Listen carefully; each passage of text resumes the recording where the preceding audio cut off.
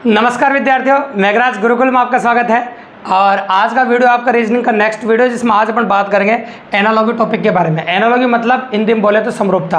तो समरूपता का हम डिटेल में कंसल्ट करने वाले हैं और समरूपता की आज प्रैक्टिस करने वाले हैं अपन आपके एग्जाम के लिए। और डिटेल में कंसल्ट करेंगे, पहले कंसेप्ट जानेंगे, फिर कंसेप्ट के बाद अपन बात करेंगे आपके सामने नंबर ऑफ क्वेश्चन कैसी वैरायटी के आते हैं, किस प्रकार के बनते हैं। अगर हम बात करें आपके सामने टॉपिक की एनालॉजी की, समरूपता की, तो पहले टॉपिक के बारे में जान लेते हैं अपन टॉपिक का मतलब क्या है। जैसे प्रैक्टिकली अप्रोच करें तो आपको एग्जाम के अंदर आपको क्या होता है कि जैसे एक नाम दिया जाता है, उसके बारे में जानकारी दी जाती है, उसी प्रकार की जानकारी आपको दूसरे नाम के बारे में आपको निकालनी होती है। या जनरल और देसी भाषा में कहो तो आप यूँ कह सकते हो आपके सामने, तो मान लो जो एक किसान के 2 बेटे हैं और किसान के पास 10 बीघा ज़मीन है, तो मान लीजिए एक को 8 बीघा दे दी, एक को 2 बीघा दे दी, तो समरूपता नहीं रही वहाँ पर, है ना। सिंपल सी बात है। तो समरूपता करने के लिए क्या करना पड़ेगा, दोनों को 5-5 बीघा जमीन देनी पड़ेगी। या डायरेक्टली यूँ कहो तो कह सकते हो, अगर बड़े भाई के पैर काटे तो छोटे भाई के पैर काटने पड़ेंगे, और छोटे भाई के हाथ काटे तो बड़े भाई के हाथ काटने पड़ेंगे, बड़े भाई का सर काटा तो छोटे भाई का भी सर काटना पड़ेगा। इस प्रकार से आपको बोलना पड़ेगा, तब जगह पॉसिबल है। मतलब पहले नाम के साथ जो आपको कर रखा वैसा वैसा आपको सेम टू सेम दूसरे नाम के साथ करना पड़ेगा। अब अगली इंपॉर्टेंट बात आपको ये बता दें कि बच्चों की सुविधा के हिसाब से एग्जाम में प्रश्न के हिसाब से इस चैप्टर को टोटल अपन ने 4 भागों में बांटा है। उसमें से पहला भाग है आपका नामों में समरूपता। तो नामों में समरूपता किस प्रकार से होती है उसके बारे में आज के वीडियो में डिटेल में जानेंगे अपन। और आज का वीडियो नामों में समरूपता के बारे में है आपके। तो नामों में समरूपता के बारे में बात करेंगे अपन कि नामों में समरूपता किस प्रकार से पाई जाती है। तो नामों में समरूपता को डिटेल में कंसल्ट करने के लिए और डिटेल में समझाने के लिए बहुत शानदार एग्जाम्पल आपके लिए लेके आए हैं। उन 10-11 शानदार एग्जाम्पलों को बहुत डिटेल में समझाएंगे आपको, इसलिए वीडियो को एंड तक देखना, ताकि एक एक एग्जाम्पल को आपके अच्छे से क्लियर कर सके और एक एग्जाम्पल आपको नहीं छूटे। हो सकता है कि टॉप मोस्ट एग्जाम की क्वेश्चन में से कोई क्वेश्चन आपके एग्जाम में आ जाए, तो पॉसिबिलिटी आपकी बहुत बढ़िया रहेगी। तो ये ज़्यादा बड़ा वीडियो नहीं है, इंपॉर्टेंट है, लेकिन अगर पूरा वीडियो आप देखते हैं तो 1 घंटे क्लास का काम ये वीडियो आपका कर देगा दोस्तों।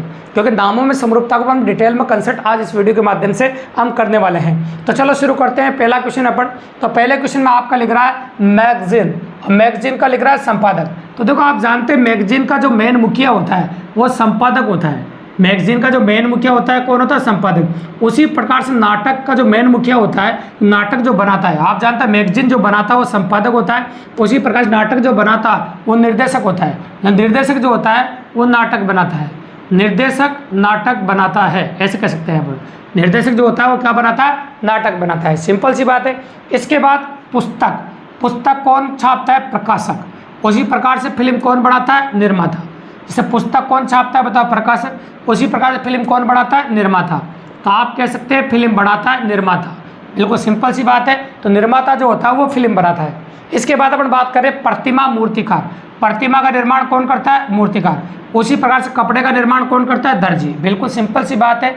तो कपड़े का जो निर्माण करता है, कपड़ा जो बनाता है वो दर्जी बनाता है। एक दूसरे से रिलेटेड होते हैं। देखो जो बड़े भाई के साथ किया जा रहा है वो छोटे भाई के साथ ऐसे कैसे सिंपली कर रहा है पर, ताकि इजीली अप्रोच कर सको आप। और काफ़ी आसानी सर, काफ़ी शानदार अंदाज में आपको बता रहे हैं। अगर आप हमारे वीडियो पर नए हैं दोस्तों, तो वास्तव में नए आए तो चैनल को सब्सक्राइब करना ना भूलें, बेल आइकन को जरूर प्रेस कर दीजिए, ताकि ठीक शाम को 6 बजे डेली जो क्लास आ रही है आपकी फ्री ऑफ कॉस्ट, उसको आप डेली प्रैक्टिस में ले सके, डेली ला सके, डेली आप सुन के भी आपकी क्लास को, रीजनिंग को बहुत बेहतर बना सके दोस्तों। तो चैनल को सब्सक्राइब 100% कर दीजिए, इससे हमको मोटिवेशन मिलता है, ताकि और बेहतरीन वीडियो आपके लिए डेली हम लेके आ सकते हैं दोस्तों। तो चलो शुरू करो क्वेश्चन नंबर 4। तो वास्तुकार देखा होगा आपने, वास्तुकार भवन का निर्माण करता है। उसी प्रकार से मूर्तिकार प्रतिमा का निर्माण करता है। वास्तुकार जो होता है वो भवन का निर्माण करता है। उसी प्रकार से मूर्तिकार होता है वो प्रतिमा का निर्माण करता है। तो आप कह सकते हैं आपका आंसर आ जाएगा प्रतिमा, मतलब प्रतिमा का निर्माण करता है। इसके बाद आ गया आपके सामने शिक्षक। शिक्षक का संबंध विद्यालय से, मतलब शिक्षक विद्यालय में होता है। उसी प्रकार चिकित्सक जो होता है वो चिकित्सालय में होता है। तो चिकित्सालय काम कहाँ होता है, चिकित्सालय में। उसी पर शिक्षक काम कहाँ होता है, विद्यालय में। तो हम कह सकते हैं चिकित्सक का काम होता है आपका चिकित्सालय में। चिकित्सक का काम होता है चिकित्सालय में। चिकित्सक का काम कायम होता है चिकित्सालय में। ठीक है, कोई दिक्कत नहीं, बिल्कुल नॉर्मली इस प्रकार की पॉसिबिलिटी आपको एग्जाम में देखने को मिलेगी। अब अपन बात कर रहे हैं आपके सामने विद्यार्थी।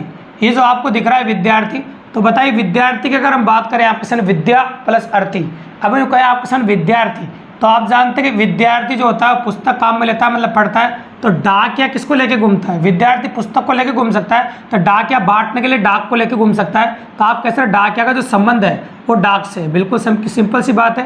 तो डाकिया का जो संबंध है वो कैसे, डाक से, ऐसा कह सकते हैं हम। अध्यापक और छात्र, है ना।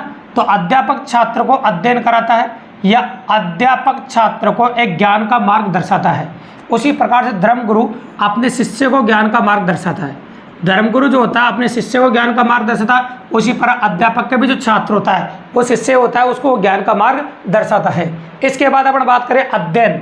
अध्ययन का संबंध, अध्ययन से हमको ज्ञान मिलता है। जितना ज़्यादा हम अध्ययन करते हैं उससे बड़ा ज्ञान की प्राप्ति होती है। उसी प्रकार जितना ज़्यादा हम काम करते हैं उससे हमको अनुभव मिलता है, हम अनुभव वाले बन जाते हैं। तो जितना ज़्यादा हम काम करते हैं किसी भी फील्ड में या जो भी काम आप उतना ज़्यादा करते हैं उसमें हमको अनुभव हो जाता है, मतलब एक्सपीरियंस हो जाता है। अनुभव प्राप्त करने के लिए काम करना पड़ता है और ज्ञान प्राप्त करने के लिए अध्ययन करना पड़ता है। ये भी बिल्कुल सिंपल सी बात है। इसके बाद आप जानते हो न्यायालय में इंसाफ मिलता है। न्यायालय में क्या मिलता है? इंसाफ, 100%। तो विद्यालय में क्या मिलती है आपको? शिक्षा। न्यायालय में इंसाफ मिलता है तो विद्यालय में क्या मिलेगी आपको? शिक्षा। बिल्कुल सिंपल सी बात है और काफ़ी इजीली अपन ने बता दिया आपको कि मध्य विद्यालय में आपको शिक्षा मिलती है। नाटक मंच पे काम करता है। उसी प्रकार जो टेनिस है, नाटक करने के लिए मंच की जरूरत पड़ती है, ऐसे कह सकते हैं आप। और टेनिस खेलने के लिए कोर्ट की जरूरत पड़ती है। कोर्ट होता है टेनिस के लिए, कोर्ट बनाया जाता है, उस कोर्ट पर टेनिस खेला जाता है। तो कोर्ट पर टेनिस खेलते हैं और मंच पे नाटक करते हैं। अभी कह सकते हैं अपन आगे देखिए आम। आम एक फल है। आम क्या एक फल है?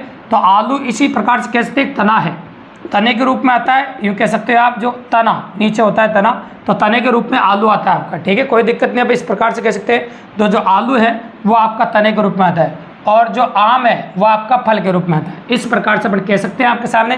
तो बेसिक ऑफ वेरिएंट था, नामों में समरूपता। तो नामों की समरूपता के शानदार क्वेश्चन आपके लिए लेके आए थे, बहुत जोरदार, और इसी के बारे में हम कंसल्ट किया इस वीडियो के माध्यम से। तो अपन बात कर रहे हैं आपके सामने, अगर आप इस वीडियो पर नए हैं और चैनल पर पहली बार आए तो चैनल को सब्सक्राइब करना ना भूलें दोस्तों, लाइक करें, शेयर करें और अपने और दोस्तों को बताओ ताकि इसी प्रकार की बेहतरीन वीडियोस नेक्स्ट क्लास में हम आपके लिए लेके आते रहे।